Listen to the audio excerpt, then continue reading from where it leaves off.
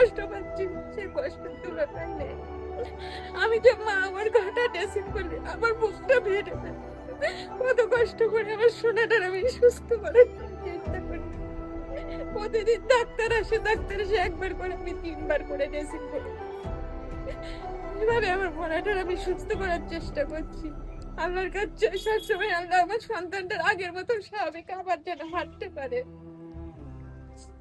তো আমরা আমাদের সামর্থ্য মতো দিয়ে যাব, চেষ্টা করে যাব সবসময়, এটাই চেষ্টা যাতে। সেই নগর করছি। আচ্ছা, ওখানে উনি কি করতে পারছেন? ওখানে কাজ করতে গেছিল, ওই দিন স্কুল যায়নি, কাজে গেছিল। আচ্ছা আচ্ছা। তারপর তারপর আপনার কোথায় নিয়ে তারপর আমরা প্রথম নিয়ে গেলাম বাসাতে, বাসার থেকে ওরা মাথা শুয়ে সেলাইটা করতে 3 ঘন্টা সময় নিয়েছিল বলে ওখান থেকে ডাক্তারের ট্রান্সফার চাচ্ছি, দিচ্ছে না। আমরা জয়জন নিয়ে ওখান থেকে পিজি নিয়ে গেছিলাম। আচ্ছা।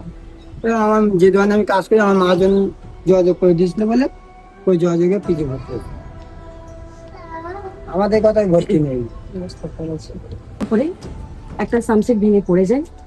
শুধু সামসেটটা ওর মেরুদণ্ড ভাঙেনি, ভেঙে দিয়েছে ওর জীবন, ওর স্বপ্ন এবং ওর পরিবারের আশা ভরসা, সমস্ত স্বপ্ন।